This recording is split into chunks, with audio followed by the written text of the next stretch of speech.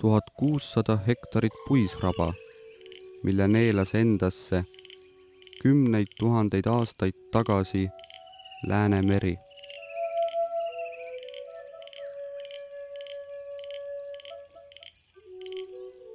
Tema mälestuseks kõrguvad sammastena tugevad männid Iidse mere luidetel.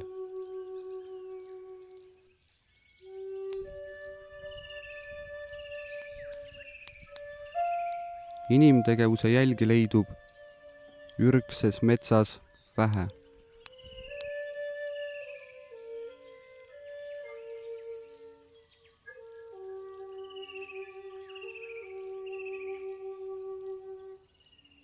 Nõukogudeaegsed vaigutatud männid.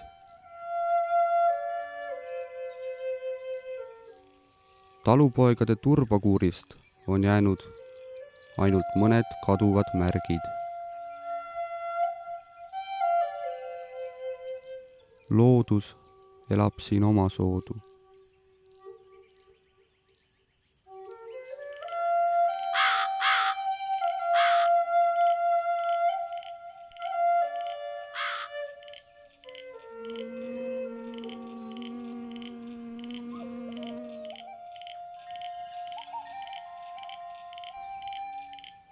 Metsavana käest loa lunastades võivad inimesed tänapäevalgi rabast või metsast sügissaaki varuda.